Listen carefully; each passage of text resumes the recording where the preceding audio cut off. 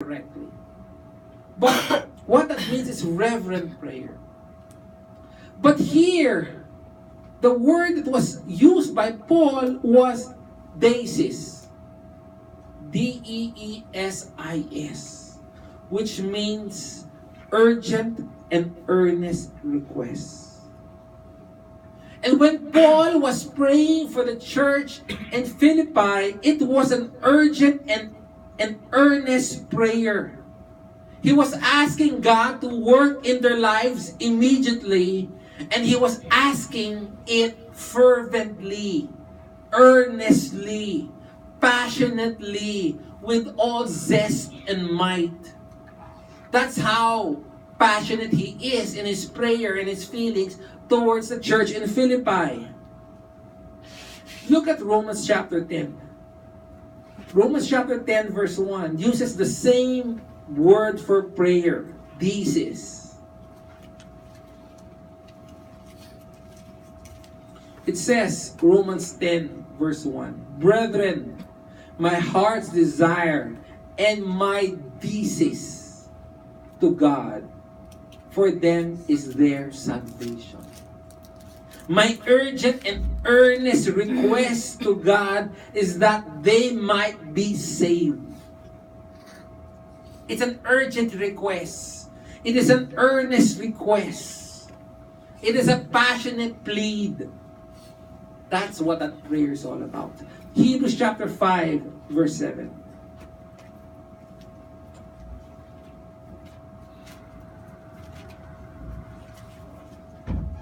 Hebrews chapter 5, verse 7. The word prayer there, again, is deesis. In the days of his flesh, he offered up both prayers and supplication with loud crying and tears to the one able to save him from death. And he was heard because of his pity. He was praying with what? Loud crying and tears. It's passionate. It's earnest. It's urgent. The prayers of Paul for them was not just gabbing. Lord, I pray, blah, blah, blah, blah, blah, blah. Lord, blah, blah, blah, blah, blah. It's almost like an incantation. His prayer was a deesis type. Very passionate. It's a prayer that's from the soul, from the heart, pleading to God. I remember I had one great deesis moment. Years ago, I was on my bed and I was praying to God. I was just literally crying to God for I don't know how long. And I was telling God, God save my father, my physical father. That was deesis. It was from the heart. It was passionate. And Paul says, I pray for you. Always. Ever since. And I'm not stopping. And I ask myself, how does our prayer sound? What do we pray for? Is it for my kingdom to expand? Or is it for his kingdom to expand? When was the last time you did a deesis prayer? In my computer, the Greek word kasi, the program kasi gives the pronunciation. So for some reason, I always press it. If I'm studying a word, so when I pronounce it, deesis, that's the correct pronunciation. Like the koinonia, right? That's the typical, if you read it in English, but the pronunciation is koinonia. But so the question is, when's the last time you really had a deesis prayer? Not about you, but about expanding God's kingdom. A deesis prayer for the lost, the loved one, crying out to God. and I say the genuineness and the sincerity of our prayers, of our heart, is found in consistency. If you're not consistent about it, man, you're really not committed to it.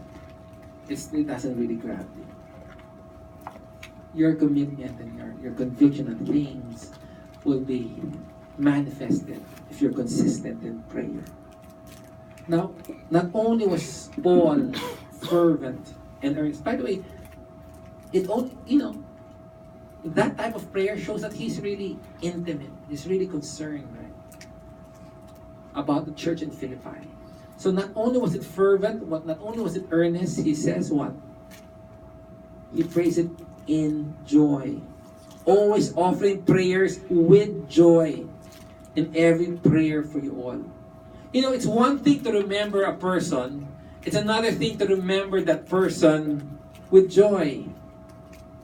I can think of a lot of people.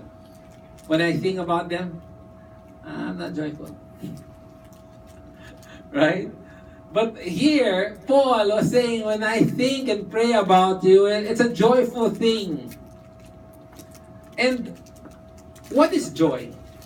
I was always taught that, Bob, joy is unconditional. Right? Joy is not like happiness. Not happiness. Happiness is conditional. But as I was studying a little about joy, I realized there's 3 types. The first joy that we know of, Christian, is the fruit of the Spirit. Love, joy, peace. O, declaro, there's a joy. A joy that is anchored on the fruit of the Spirit. What that means is that the more you grow in the Lord, the more joyful you become in life. In fact, when I was writing that, I was telling myself, honestly, Bob, I don't know anybody who's spiritually filled and who's grumpy. In fact, most, if not all of the people that I know that I consider to be Spirit-filled or growing in the Lord are joyful people. They're pleasant people. They're not saying that they don't have problems, but they view things differently. They have a different dispensation in life. Because that is the fruit of the Spirit. That's one. The second joy is joys based on the command. No choice. God commands us to be joyful. As an example, go to Matthew chapter 5. Matthew chapter 5, verse 11 to 12 says, Blessed are you when people insult you and persecute you and falsely say all things of evil against you because of me. Rejoice and be glad, for your reward is in heaven, is great. For in the same way they persecuted the prophets who were before you. So here, they say, you'll be persecuted, you'll be insulted, but what? Rejoice. Be joyful and glad. Because you have a reward. James chapter 1, as we know, right? Consider it what? Pure joy. Pure joy. All joy, my brethren, when you encounter various trials. So this joy, the second joy, isn't joy brought about by a command. It is a joy that God tells us to have based on a theological position. The other one is the position is that you will be rewarded in heaven. Be joyful. The other one is, it's because, yes, your experience is not good, but the theological position is that God is working in your life. That's part of the process. Therefore, be joyful. Alright? So that's the second type of joy. The third type of joy is based on a reaction. A joy is a feeling called forth by well-being, success, or good fortune. Look at Matthew chapter 18. Matthew chapter 18 verse 13 says, If it turns out that he finds it, truly I say to you, he rejoices over it more than over the 99 which has not gone astray. This is the lost sheep. When Jesus healed the Jewish woman in Luke chapter 13, the congregation was joyful. When the church in Antioch was told that they need not be circumcised and keep the law to be saved, in Acts chapter 15, they were joyful. And when in Luke chapter 15, when a sinner repents and when they found the lost coin and the lost sheep, what? They were joyful. And this is the joy that Paul is saying. I am joyful because there is something in you that is happening that makes me joyful. What is that thing? What is that thing that is happening in the life of the church in Philippi that makes Paul joyful? The reason is found in verse 5. So, verse 4 says, always offering prayers with joy. Right? Why was he joyful? What was the circumstances happening that caused him to be joyful? Verse 5. It says, in view of your participation in the gospel from the first day until now. That is why he was joyful. In view of their partnership. You know, that shows the heart of Paul. That the ultimate thing that gave so much joy in the life of Paul is not really the Philippians per se. What gave him joy is the gospel, is Christ. That is what gave him joy. This is where Paul's heart beats. It is the reason why he lives. It's the reason why he survives. It is his purpose in life. To live, right? He says, to live is Christ, to die is gain.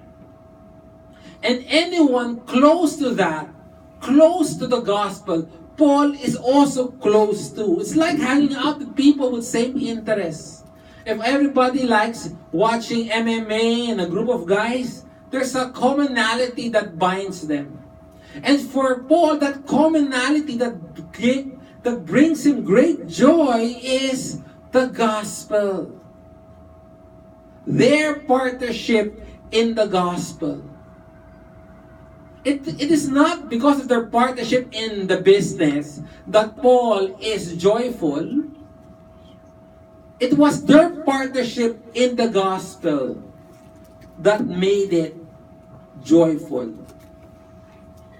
It does not take much for us to realize and recognize that the gospel is the singular passion in the life of Paul. Everything is about the gospel. And when I say the gospel, when Paul discusses the gospel, it's not just only the preaching. It is Christ himself. Because when you preach Christ, you preach the gospel. And when you preach the gospel, you are proclaiming God's saving work through Jesus Christ. Christianity and the gospel is all about Christ. If you take out Christ from the gospel, if you take out Christ from Christianity, then you have the same religion as the world has. Makes no difference. And Paul was so passionate with the gospel. Everything is about the gospel. That's why in verse 27 he says, live in a manner worthy of what? Worthy of the gospel of Christ. That's why he wrote this letter, right? It is because they were not living in a manner worthy of the gospel of Christ. That they were fighting, thus they were not living in a manner worthy. And he says, I thank God because you parted with me in the furtherance of the gospel.